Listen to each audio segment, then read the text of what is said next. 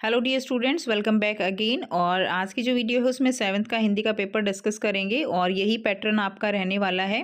ठीक है, तो इस पैटर्न के अकॉर्डिंग ही आपका पेपर आएगा। तो यहाँ से आप देख सकते हो, इस तरह से आपका अनसीन पैसेज आएगा एक, और उसमें से आपको क्वेश्चन करने हैं। गांधी जी का पूरा नाम बताइए। तो क्या हो जाएगा? गांधी जी का पूरा नाम हो जाएगा मोहनदास करमचंद गांधी।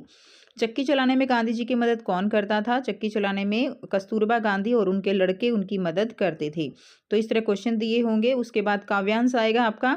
काव्यांश में आपको अच्छे से पढ़ना है और आंसर करने हैं। जैसे इसमें क्वेश्चन दिया गया है, मेहनत का रास्ता कैसा होता है? तो नेक होता है। कवि ने अपनी लेख की रेखा किसे कहा है? कवि ने मेहनत को अपनी लेख की रेखा कहा है। उसके बाद है व्याकरणिक प्रश्नों के उत्तर दीजिए। व्याकरण में एक शब्द का विलोम विलोम होता है उल्टा बताना है, तो एक का क्या होगा? अनेक। उपसर्ग लगे हुए शब्द की पहचान कीजिए। उपसर्ग में यानी उप जो आगे लगता है और प्रत्यय जो पीछे लगता है, तो इस चीज को आपको पहचानना है। इसमें देखिए, मान के सामने लगा हुआ है अनुमान। ठीक है, तो इस तरह से मान जो है यहाँ क्या हो जाएगा? मेन शब्द है, और अनु यहाँ पे उपसर्ग लगा हुआ है। छात्रा शब्द का बहुवचन बताइए। तो छात्रा का बहुवचन क्या हो जाएगा? छात्राएं। स्त्री शब्द का लिंग बताना है, ये हो जाएगा पुरुष। उसके बाद नीचे गद्यांश दिया गया है, उसमें भी आपको प्रश्न बताने हैं। अच्छे से पढ़ेंगे और पहले क्वेश्चन भी पढ़ लीजिए कि पहले क्वेश्चन पढ़ लिया करो, उसके बाद फिर आंसर जो है बहुत जल्दी मिल जाते हैं। सियार ने कौवे को गाना गाने के लिए क्यों बोला होगा? तो वह कौवे का जो रोटी का टुकड़ा है वो लेना चाहता था। ठीक है, उसके बाद देखिए नेक्स्ट जो क्वेश्चन दिया गया है, जो कांच के बड़े बड़े जार जो है वो कहाँ रखे थे? तो कांच के बड़े बड़े जार कहाँ रखे थे? वो अलमारी में रखे थे। ठीक है, तो बहुत ही आसान पेपर देखने को मिलेगा बेटे आपका।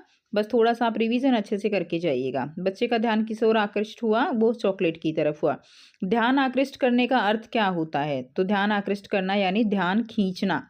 ठीक है, उसके बाद फिर से यहाँ पे काव्यांश दिया गया है और इसमें अच्छे से पढ़ के आपको जो क्वेश्चंस दिए गए हैं उनके आंसर करने हैं। जाल परे जल जात बही तीज तजी मीनन को मोह रहीमन मछली नीर को तउने छाड़ती छो तरुवर फल नहीं खात है सरवर पियत न पान कही रहीम प्रकाश संपत्ति सची सुजान। तो उपयुक्त पंक्तियों में रचयिता कौन है? तो इसके रचयिता हैं रहीम। ठीक है, तरुवर क्या नहीं खाता है? तरुवर जो है वो अपने फल नहीं खाता है। तरुवर क्या होता है? पेड़। पेड़ क्या नहीं खाता? अपने फल को नहीं खाता। सज्जन लोग संपत्ति क्यों सजो कर रखते हैं? तो परोपकार के लिए सज्जन लोग जो है संपत्ति सजो कर रखते हैं। नीर का क्या अर्थ है? नीर का अर्थ होता है जल। ये इसका पर्यायवाची हो जाएगा। सफेद प्रश्नों के उत्तर देने हैं। सफेद कंचे किसके जैसे लग रहे थे? तो सफेद कंचे किसके जैसे लग रहे थे? आंवले के जैसे लग रहे थे। ठीक है, उसके बाद है क्वेश्चन, बड़े मियाँ को किसके समान बताया गया? मोर के समान।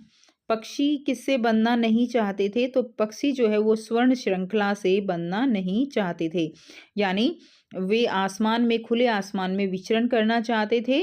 किसी भी तरह के बंधन में रहना वो नहीं चाहते थे। अगला क्वेश्चन है, सच्चा मित्र कौन होता है? तो सच्चा मित्र कौन होता है? सच्चा मित्र जो हाँ में हाँ मिलाए, जो सुख में आपके साथ रहे, जो अमीर हो या जो विपत्ति में काम आए। तो जो विपत्ति में काम आई। नेक्स्ट है खंड ब में। देखिए, यहाँ पे भी व्याकरणिक प्रश्नों के उत्तर देने हैं। रात का खाना बहुत स्वादिष्ट था, वाक्य में विशेषण बताइए। तो इसमें विशेषण क्या हो जाएगा? स्वादिष्ट। विशेषण क्या होते हैं? जो संज्ञा और सर्वनाम की विशेषता बताते हैं। ठीक है, उनको डिस्क्राइब करते हैं, उनको हम विशेषण कहते हैं। तो यहाँ पे खाने की विशेषता बताई जा रही है कि वो कैसा था? स्वादिष्ट था। उसके बाद होता है संधि कीजिए। संधि जो है क्या हो जाएगी? पुस्तक जमा आलय। तो क्या बन जाएगा? पुस्तकालय। ठीक है, क्या हो जाएगा यहाँ पे? पुस्तकालय, और स्वादिष्ट पहले में विशेषण हो जाएगा। नेक्स्ट देखिए, थर्ड दिया गया है, ज्ञान शब्द के प्रयोग से दो नए शब्द बनाइए। ज्ञान शब्द के प्रयोग से आप और भी नए शब्द बना सकते हो। तो इसमें आप विज्ञान बना सकते हो, अज्ञान बना सकते हो, सज्ञान बना सकते हो। तो ये सब क्या हो जाएंगे? ये सब नए शब्द हो जाएंगे। नेक्स्ट देखिए, आगे दिया गया है, अग्नि का तद्भव शब्द बताइए। तो बेटा तद्भव शब्द कौन से होते हैं? जो तत्सम जो शब्द होते हैं संस्कृत के, उनसे उनका बिगड़ा हुआ रूप जो है उनको हम तद्भव बोलते हैं। जैसे अग्नि तत्सम है तो उनका क्या हो जाएगा? आग। अगला है प्रश्न 9, रहीम ने धरती की तुलना किससे की है? शरीर से। कठपुतली किस चीज से उबल रही थी? गुस्से से। मछली से किसका मुंह नहीं छूटता? फल का, ठीक है, जल का, सॉरी। जल का जो है मुंह नहीं छूटता है। और पंछी पंखों की उड़ा-उड़ी किसके साथ करना चाहते हैं? पक्षी जो है वो क्षितिज से गिराने की जो है उड़ा-उड़ी नहीं करना चाहते हैं। नेक्स्ट देखिए, नेक्स्ट क्वेश्चन, क्वेश्चन नंबर 10। यानी बेटा पेपर आपको इसी पैटर्न पे देखने को मिलेगा, लेकिन क्वेश्चन तो डिफरेंट मिलने वाले हैं। निम्नलिखित प्रश्नों के उत्तर दीजिए। तो ये क्वेश्चन दिए गए हैं, अभी आपने तैयारी अच्छे से कर ली होगी, तो इन क्वेश्चंस को ज़रूर सॉल्व करके देखिए कि क्या आप इन क्वेश्चंस को जो है यहाँ पे कर पा रहे हो या नहीं। दादी माँ उदास क्यों रहने लगी? कुंवर सिंह ने देशभक्ति और साधना की भावना किससे उत्पन्न की? यासुकी चान को कौन सी बीमारी थी? बहुत ही आसान से क्वेश्चन है। जिनका कोई रंग नहीं होता ऐसे कणों को हम क्या कहते हैं? ठीक है, तो ये सारे क्वेश्चंस आपको दिए गए हैं, इनको ज़रूर से करिएगा। अगले हैं 4 के उत्तर आपको 30 से 40 शब्दों में देने हैं। नीलकंठ ने खुद को चिड़ियाघर का सेनापति और संरक्षक नियुक्त करके क्या किया? तो वीर कुंवर सिंह ने के युद्ध कौशल पर प्रकाश डालिए।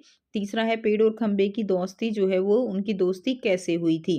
तो ये तो बहुत ही आसान सा क्वेश्चन है कि किस तरह से पेड़ और खंबे के आपस में दोस्ती हुई। पूरी जो कहानी है वो आपको अच्छे से पता है।